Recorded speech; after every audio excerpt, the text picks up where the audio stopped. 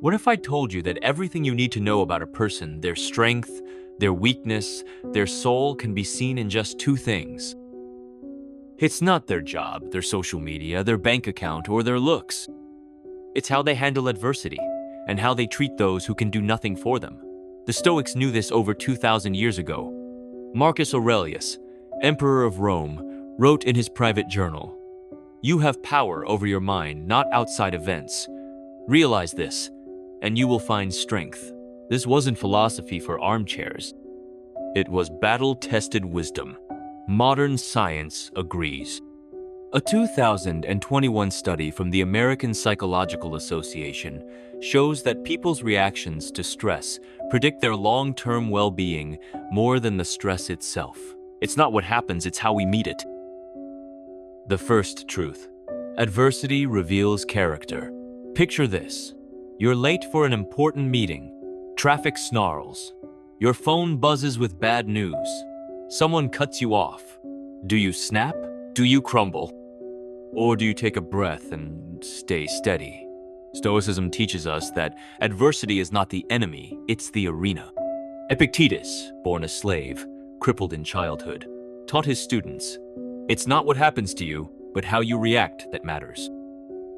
Today's neuroscience explains this. When we're hit with a challenge, the brain's amygdala fires fight or flight. But the prefrontal cortex can override this if we've trained it. Mindfulness, journaling, reframing, these are not soft practices. They're mental push-ups. A Harvard study tracking people for 75 years found that those with better emotional regulation in their 30s were physically healthier in their 80s. Not richer, not more famous, just better at meeting life calmly. But there's another side, the second truth. The Stoics asked, how do you treat the powerless? Not the boss, the influencer, the person you want something from, but the janitor, the waiter, the stranger. Seneca wrote, "Wherever there is a human being, there is an opportunity for kindness." Modern research backs this up. Studies show that only 15% of people display consistent kindness across social boundaries. Most reserve it for those they think matter. So what does this tell us? Character is not built in comfort. It's shaped in difficulty and revealed in moments of choice. Who are you when the pressure mounts? Who are you when no one is watching? There's a reason we admire whistleblowers, caregivers, those who step up in crises. They embody this dual test: resilience and compassion. Marcus Aurelius governed an empire battered by plague, war, and betrayal. And yet, he ended his days not bitter, but reflective. In his meditations, he wrote, "Waste no more time arguing what a good man should be. Be one." Let's bring this closer to home. Imagine the last time you were tested. Maybe it was a breakup, a job loss, a health scare. Did you collapse inward, or did you rise? Modern psychology calls this post-traumatic growth. Around 78% of people who experience hardship report some level of positive change afterward: greater empathy, stronger relationships, deeper meaning. But here's the catch.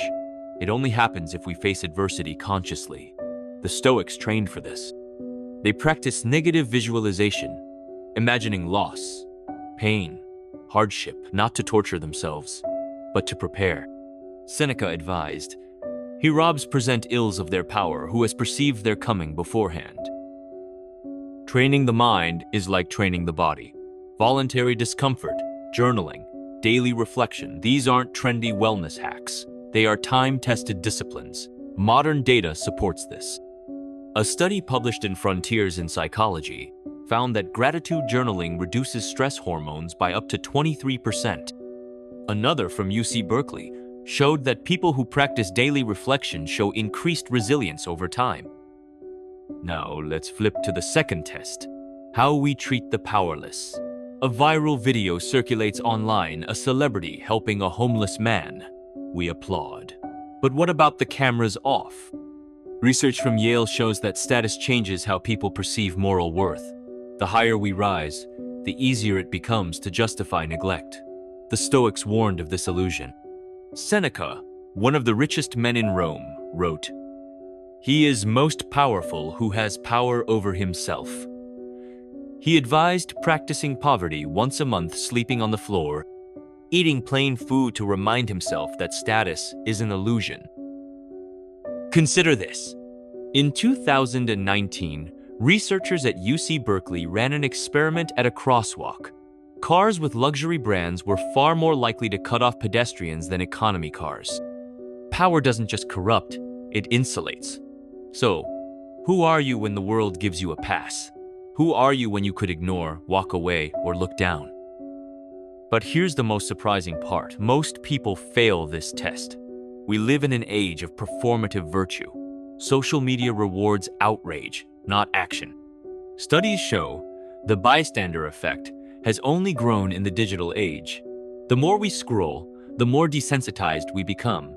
Yet the Stoics offer an antidote. Marcus Aurelius wrote, "The best revenge is to be unlike him who performed the injury." In a world of noise, we practice calm. In a world of cruelty, we practice kindness. This isn't weakness, it's rebellion.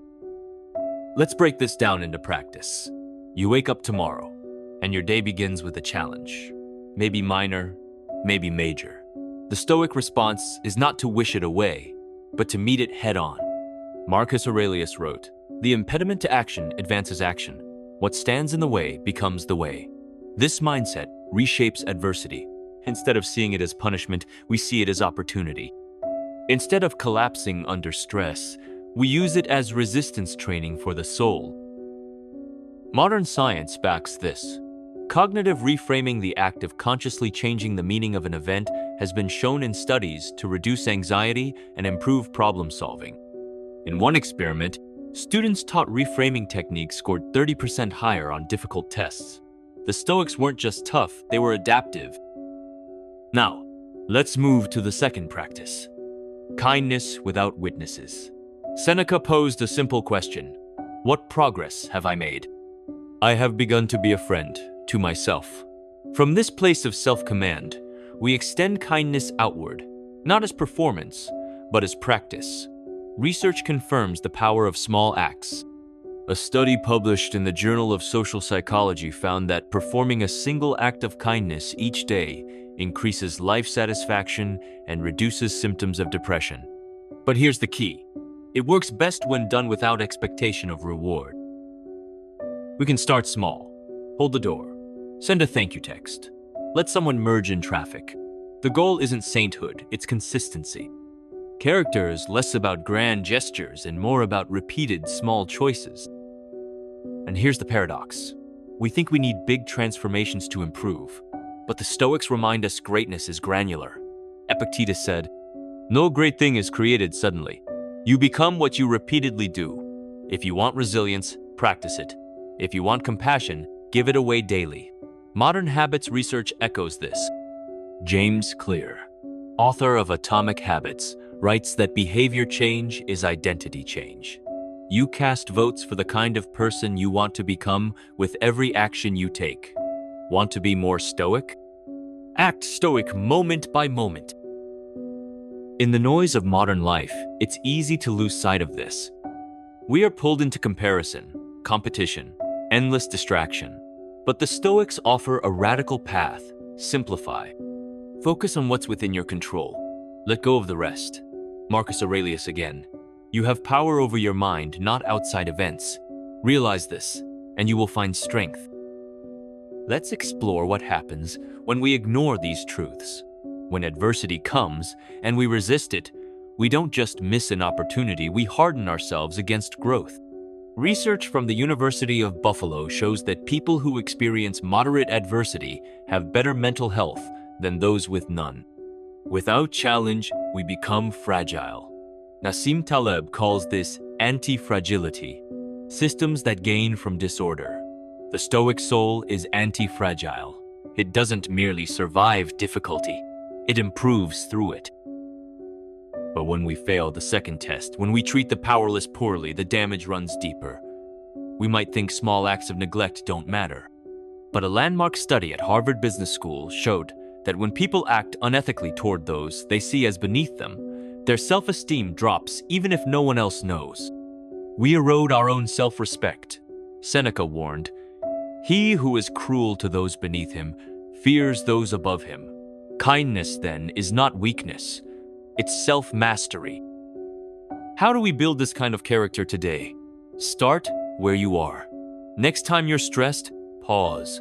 Name the emotion. Breathe into it. Ask, what would the wise person do right now? This is Stoic mindfulness, and it works. Next time you're in a position of power as a parent, boss, friend, notice how you speak. Are you patient? Are you fair? Train yourself with small daily disciplines. Epictetus told his students to focus on the impressions they allow into their minds. He said, if someone succeeds in provoking you, realize that your mind is complicit in the provocation. We have more control than we think. And remember, status and wealth are no shields against life. Seneca was one of the wealthiest men in Rome, yet he practiced poverty. Marcus Aurelius ruled an empire, yet he wrote like a humble student of philosophy. In our world of celebrity culture and endless comparison, their example is a reminder. Success without virtue is failure in disguise. Modern research supports this. Studies show that once basic needs are met, additional wealth does little to improve happiness. What matters is meaning, relationships, and alignment between values and actions. The Stoics knew this centuries ago. Let's turn to adversity in the modern world. We face it everywhere. Layoffs, relationship breakdowns, health crises, social upheaval. And yet, many people crumble not because these events are uniquely hard, but because they've never prepared for them. The Stoics called this premeditatio malorum, the premeditation of evils. Imagine the loss before it comes. Imagine the challenge before it hits. This doesn't make you pessimistic. It makes you prepared. A study from the University of Pennsylvania showed that people who mentally rehearse negative outcomes are more likely to problem solve effectively when adversity strikes. Athletes, surgeons, military units, they all use this technique. We can too. Adversity will knock at your door. How you answer determines who you become. Marcus Aurelius wrote during a plague that killed millions, "Do not act as if you will live 10,000 years. Death hangs over you. While you live, while it is in your power, be good." His empire was crumbling, yet his concern was not empire, it was virtue. Now let's revisit the second test, kindness to the powerless, through a modern lens. Psychologists have coined the term everyday sadism, the small, casual cruelties people inflict when they think they can get away with it. In one study, participants were given the chance to punish another person with a loud noise. Many did just because they could. But those with higher levels of empathy and self-control chose restraint. The Stoics would have called this wisdom. Who are you when no one is watching? It's easy to perform goodness when there's an audience. Harder when it's just you and the moment. Seneca advised, we should every night call ourselves to account. He would review his day, asking where he fell short, where he succeeded, and where he could do better. Modern psychology has rediscovered this practice. Reflective journaling improves emotional regulation, sharpens self-awareness, and boosts well-being. In a noisy world, it's a quiet superpower.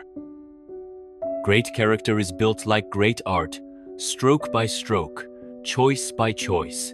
You don't wake up resilient. You become resilient by refusing to run from challenge. You don't wake up compassionate. You become compassionate by choosing kindness over and over again. Here's a truth we can't escape. Most people never consciously shape their character. We spend years training for careers, hobbies, even marathons, but how many of us train to be good, resilient human beings? The Stoics believed this was life's highest calling. Epictetus told his students, first say to yourself what you would be, and then do what you have to do. This is not passive hope. This is active construction of the self. Modern science shows us the same. Studies in behavioral psychology confirm that setting clear identity goals, not just outcome goals, leads to better long-term change. Want to become generous? Start seeing yourself as a generous person.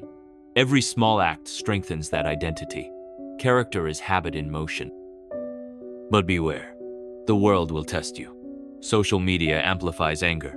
Work cultures often reward ruthlessness. Economic systems prioritize profit over people. To live virtuously today is to swim against the current. That's why Stoicism matters more now than ever. Marcus Aurelius ruled in a time of plague, war, and political chaos. His journal was not a record of victories, but of battles within. He wrote, "If it is not right, do not do it. If it is not true, do not say it." Simple, brutal, clear. So, how do we bring this into our daily lives? 1. Practice pause. When provoked, pause. When tempted to judge, pause. This creates space for choice. 2. Embrace discomfort. Take the cold shower. Skip the luxury. Delay the gratification. Voluntary hardship builds involuntary strength. 3. Audit your kindness. Look at how you treat the powerless, the customer service rep, the cashier, the stranger online. That's your character, unmasked.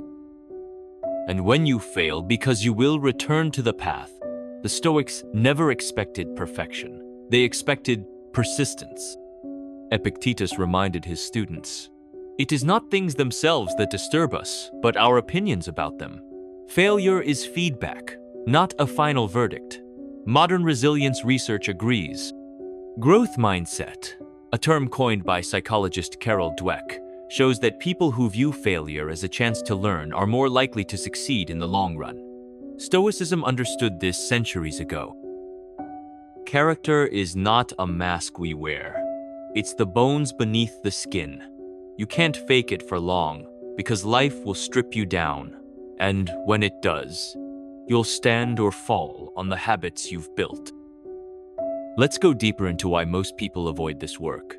We live in a world obsessed with shortcuts, biohacks, life hacks, quick fixes. But character has no shortcut. You cannot download resilience. You cannot fake integrity. You either train it or you reveal its absence when the storm comes. Seneca wrote, "Difficulties strengthen the mind, as labor does the body." Think about the last time you were inconvenienced, a delayed flight, a rude stranger, a sudden setback. Did you react with patience or anger? Did you curse the moment? Or did you meet it as a sparring partner?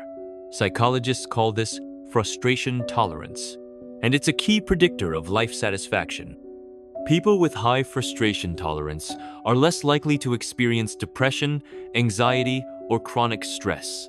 The Stoics knew, if you can't master yourself in small things, you won't master yourself in big things. And then comes the test of power. History gives us endless examples of those who rose only to fall under the weight of their own egos. Leaders who became tyrants. Celebrities who lost touch with reality. Power reveals the cracks that comfort conceals. Marcus Aurelius, arguably the most powerful man of his time, constantly reminded himself, "Remember, you are a man." Humility was not weakness. It was armor against corruption. Modern studies back this up. Research on the power paradox shows that as people gain power, they often become less empathetic, less generous, and more self-centered, unless they consciously resist this drift. This is why we admire leaders who remain grounded. It's why we remember not just what people achieved, but how they treated others along the way. To live as a Stoic today is to be awake in a sleeping world. You will be mocked for your patience, misunderstood for your restraint. You will look strange in a culture that glorifies outrage. And yet, this is the mark of someone living by principle, not impulse. Epictetus told his students, "If you wish to improve, be content to be thought foolish and stupid." Why? Because real change often looks strange to those still asleep. Every day offers a laboratory for practice. Traffic jam? Practice patience. Difficult coworker? Practice empathy. Unfair criticism? Practice humility. These are not detours from the path. They are the path. Let's talk about the legacy you leave behind. The Stoics were not concerned with fame or fortune. They were concerned with what kind of person you become and what kind of mark you leave on the people around you. Marcus Aurelius wrote, "What we do now echoes in eternity." Not in the sense of grand monuments or world records, but in the ripple effect of our actions. our words, and our character. Modern research on legacy finds that people who focus on generativity, contributing to the well-being of others, experience greater life satisfaction and lower rates of depression in old age. In short, when we focus less on ourselves and more on service, we paradoxically become more fulfilled. But there's a trap here, the temptation to make it about ego. Stoicism teaches us to do the right thing for its own sake, not for applause. Seneca warned, "We should give as freely as a well gives water," that is, without demanding recognition. In today's world, where every act of kindness can be turned into content, this lesson cuts even deeper. Are we good because someone is watching, or because goodness is who we are? The work of building character is lifelong. There's no finish line, no certificate, no viral moment where you become enlightened. It is built brick by brick, decision by decision. As James Stockdale, a modern Stoic and POW survivor, once said, "You must never confuse faith that you will prevail in the end with the discipline to confront the most brutal facts of your current reality." So today, reflect. Who are you under pressure? Who are you to those with no power over you? Who are you when no one is watching? This is the soil where Stoicism grows. This is the ground on which resilience, integrity, and wisdom are born. And if you stray from the path, remember, you can return. At any moment, you can choose the better action, the better word, the better thought. You are never more than one choice away from the right direction. As we near the end, let's pause and remember why this matters. In a world driven by appearances, the Stoics challenge us to live by essence, to care less about looking good and more about being good. Marcus Aurelius wrote, "Waste no more time arguing about what a good man should be. Be one." This is the heartbeat of Stoicism. Action over talk, practice over theory. The data agrees. Studies show that people who align their daily actions with their values report higher levels of meaning and lower levels of regret at the end of life. Integrity is not just a moral ideal, it's a practical path to well-being. And when we stray, when we fail, which we will, the Stoic answer is not shame, but recalibration. As Epictetus said, "It is not things themselves that trouble us, but our opinions about them." We can always return, we can always reset. So, where do you begin? Start small. Start today. Set one intention for adversity. Maybe it's patience in traffic, maybe it's grace in conflict. Set one intention for kindness. Maybe it's a compliment. Maybe it's listening without interrupting. Journal at night. Review your day. Where did you meet the mark? Where did you miss? What will you try again tomorrow? These small acts are not small, they are tectonic. Because character compounds. Like interest in a bank account, each decision shapes the next, until one day you look back and realize you've become someone you admire. And in a world starving for authenticity, your quiet integrity becomes a lighthouse for others. So as we close, remember this. Adversity will come, power will tempt, the world will pull you in 100 directions. But you have a choice. To meet hardship with courage. To meet the powerless with compassion. To meet life not as a victim, but as a student and a warrior of the soul. And that choice, made again and again, is what builds the life no storm can shake. If this journey moved you, if you're ready to keep walking the Stoic path, hit subscribe. Join a community of seekers, thinkers, and builders of inner strength, because the world doesn't need more noise. It needs more wisdom, and it starts with us.